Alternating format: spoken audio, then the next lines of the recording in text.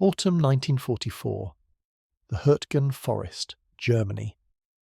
An American infantryman, part of the Ninth Army, presses his back against the mud-slicked bark of a pine tree. Before him, a concrete pillbox, part of the Siegfried Line, squats low and menacing. Its single firing slit is a dark, unblinking eye. The man carries no rifle. Instead, a harness on his back supports two cylindrical tanks and a smaller spherical one.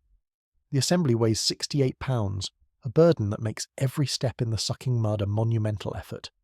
Inside, 18 litres of a gasoline and rubber-based gel weight under 500 pounds of pressure per square inch. He knows he has only 10 seconds of fire, and he must cover 20 yards of open ground to get within effective range.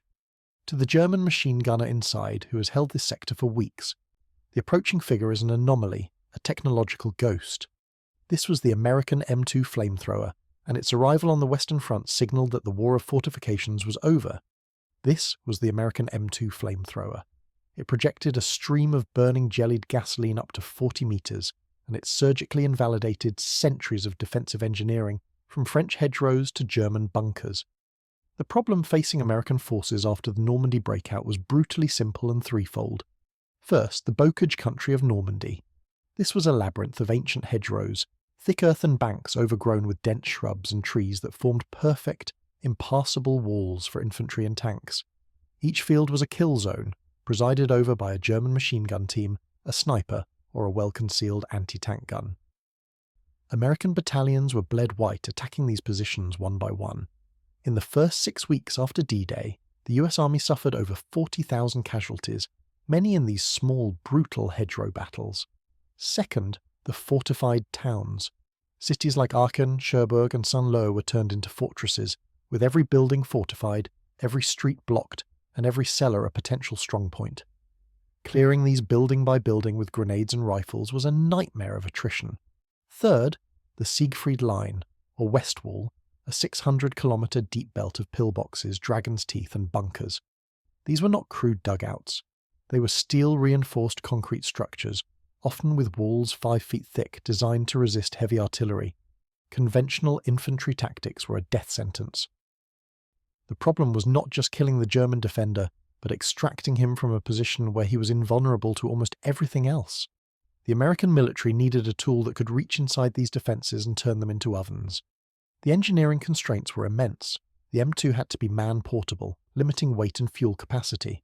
It required sufficient range for operator survival, yet precision to target pillbox slits. Simple gasoline proved inadequate.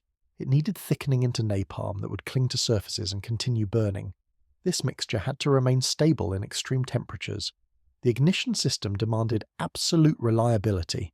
A misfire left the operator as a vulnerable target. Tank material presented a grim choice: heavy steel that might puncture, or lighter aluminum that could shatter catastrophically. The entire system needed simple controls for operation under fire. These competing demands, portability versus power, safety versus lethality, defined the M2's existence. The logic was clear: deliver fire to the enemy's doorstep. The reality was that the operator carried the devil's kitchen on his back. The M22, the standard model by the time of the Normandy campaign, was a masterclass in functional brutalist design. It consisted of 3 tanks, 2 9-litre fuel tanks and 1 smaller tank for compressed gas.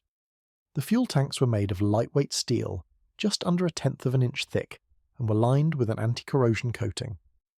The propellant tank held compressed nitrogen at 1,800 pounds per square inch. A complex regulator, the weapon's most delicate component, reduced this pressure to a consistent working pressure of 500 pounds per square inch for the fuel stream. The fuel itself was a technological marvel of its time, a mixture of standard gasoline and a thickening agent, initially an aluminum soap-based napalm, later improved to napalm B, which used polystyrene to create a thicker, stickier, and more stable gel. When the operator squeezed the grip of the gun assembly, a valve opened, and the pressurized nitrogen forced the napalm through a reinforced rubber hose to the nozzle. The ignition system was a dual redundancy design born of hard lessons. A battery in the gas tank powered an electric spark igniter, but as a backup, a small pilot flame fed by its own tiny fuel line burned constantly at the tip of the nozzle. This ensured that even if the electrical system failed, The main jet of fuel would ignite as it passed the pilot flame. The resulting stream of fire, reaching temperatures of over 2,000 degrees Fahrenheit, could be projected in a tight jet for maximum range or a wider cone for area effect. The entire system weighed 38 pounds empty and 68 pounds fully loaded. By the spring of 1945, American industry had produced over 21,000 of these weapons at a cost of $150 each. The weapons development and deployment were managed by the United States Army Chemical Warfare Service, the CWS. Originally formed to manage America's response to chemical warfare, the CWS had championed flame weapons since the First World War, arguing that their psychological impact was as important as their destructive power. The CWS's Edgewood Arsenal in Maryland was the centre for this research and development. They worked closely with the Army ground forces, who, after seeing the initial reports of high casualties in Normandy, pushed for the accelerated fielding of the M2. The Army's Engineer Board and the Ordnance Department contributed to the design, particularly the pressure regulator and the ignition systems. Manufacturing was a dispersed effort, embodying the American industrial war machine. The Beatty Equipment Company in Ohio fabricated the tank assemblies and harnesses. The Standard Oil Company of New Jersey refined the gasoline and produced the proprietary napalm thickening agents. This was not the work of a lone genius in a lab. It was a system, an institutional response to a tactical crisis on the front lines. The CWS understood a fundamental truth of modern war. Fear was a logistical multiplier. A weapon that could break an enemy's will to fight saved ammunition, saved time, and most importantly, saved lives. The M2 was their instrument for delivering that fear directly into the enemy's strongest points. The first widespread use of the M2 in Europe came during the brutal fighting for the Normandy hedgerows in July 1944. Infantry units, particularly the 90th Infantry Division, began receiving them and developing tactics on the fly. The standard procedure became a four-man team, the flamethrower operator, his assistant carrying 2 extra fuel tanks and 2 riflemen for cover. In one documented action near the village of Saint-Jean-de-Day, a single M2 team neutralized a German strongpoint that had stopped an entire battalion for over a day. The position, a machine gun nest in a hedgerow corner reinforced with logs and earth, was immune to mortar fire. The flamethrower operator under covering fire crawled to within 25 meters. A 2-second burst of napalm jetted into the firing slit. The machine gun fire stopped instantly. A moment later, 2 German soldiers stumbled out of the back of the position, their uniforms and hair on fire, surrendering. The psychological shock was absolute. The team then moved to the next hedgerow. Here is where the story becomes complicated. The Germans, who had their own formidable but largely static defensive flamethrowers, were horrified by the American portable version. Their Abwehrflammenwerfer 42 was a mine-like device that erupted in flame when triggered. The M2 was a proactive, offensive weapon. It gave the attacker the initiative in close-quarters combat.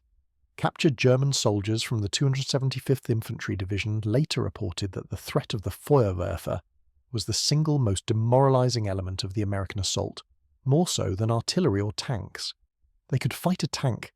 They could hide from artillery, but they could not hide from fire that could be sent directly into their hole.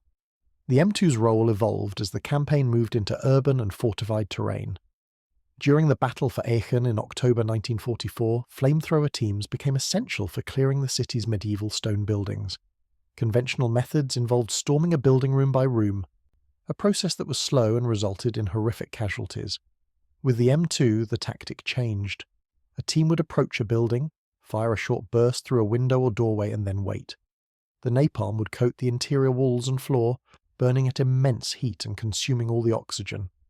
Often, the German defenders would either be killed by the fire itself or be forced to stumble out, gasping for air, where they were easily captured.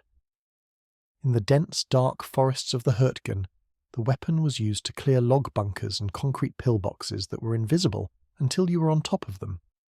A report from the 121st Infantry Regiment described an assault on a heavily fortified position. The flamethrower proved decisive. 3 pillboxes, which had required 2 days of fighting to reduce elsewhere, were neutralized in 15 minutes. The enemy offered no resistance after the first position was engaged. The weapon did not just kill, it collapsed the enemy's defensive system by creating a cascading psychological failure. If one position fell to fire, the defenders in the next position knew they were next. Despite its effectiveness, the M2 was a profoundly dangerous and flawed weapon for the man who carried it. The casualty rate for flamethrower operators was astronomical, estimated to be over 90% killed or wounded in some units. The operator was a priority target. German snipers and machine gunners were specifically instructed to target the man with the tanks on his back. A direct hit to a fuel tank from a rifle or machine gun round would not just wound the operator, it would cause a massive fireball, incinerating the operator and anyone within a 10-foot radius. The psychological toll was even heavier. Many operators were haunted for the rest of their lives by the screams of men they had burned to death. The weapon's limitations were a constant burden. The 10-second fuel supply meant every burst had to count. The 30 to 40 metre effective range was still dangerously close to an enemy armed with a machine gun. Malfunctions were a constant fear. A clogged nozzle, a failed ignition, or a faulty pressure regulator could turn the operator into a helpless target. In the cold, wet conditions of the Hurtgen Forest and the Battle of the Bulge, the napalm could thicken in the tanks and the ignition systems became unreliable. The weight and bulk of the system made it nearly impossible for the operator to run, take cover quickly, or carry a personal weapon for self-defense. This was not a weapon for the timid. It was a suicide pact with a specific objective. The M2 flamethrower did not win battles alone. It was a critical component in a combined arms system that the US Army perfected by late 1944. Its primary function was to create a breach. In the hedgerows, an M2 team would clear a machine gun nest, allowing an M4 Sherman tank, fitted with a hedgerow-cutting Rhino device, to crash through the bank and provide supporting fire for the following infantry. In urban combat, the flamethrower would neutralize a strongpoint, enabling engineers to place demolition charges on the next building without being shot at. In the assault on the Siegfried Line, the M2 would clear a pillbox, allowing a tank destroyer to move up and engage the next pillbox down the line. Each weapon system enabled the next. The M2's role was to solve the one problem no other system could: how to kill an enemy who was completely protected from conventional firepower. It was the ultimate key to a locked door. Furthermore, its presence had a systemic psychological effect. German defenders, knowing the Americans possessed these weapons, were more likely to abandon their positions under a heavy conventional artillery barrage, fearing the flamethrowers would be next. The threat of the M2 was often as effective as its use. It didn't win alone. It filled the most critical gap in the assault doctrine. Today the M2 is a relic, a ghost in the museums of military history. The last one was officially retired from US service in 1978. Its blueprints were declassified decades ago, its secrets laid bare. The weapon's legacy, however, is profound. It proved that in the age of concrete and steel, the most ancient element, fire, remained the ultimate cleanser. The tactical principles developed with the M2 in World War II directly influenced the design of the later weapons, such as the M202 flash incendiary rocket launcher used in Vietnam, and modern thermobaric weapons designed for urban combat. The M2 demonstrated the brutal efficiency of turning a psychological weapon into a portable, offensive tool. It forced a complete rethinking of defensive architecture and infantry tactics. It showed that technology could provide a direct if horrific solution to a tactical problem that had cost thousands of lives. The Germans hated it not just because it was deadly, but because it was a symbol of an enemy who could engineer a solution to any problem, no matter how deeply it was buried in concrete and earth. Warfare is the process of finding the most efficient way to make the enemy's position untenable. The M2 flamethrower made the very act of hiding untenable.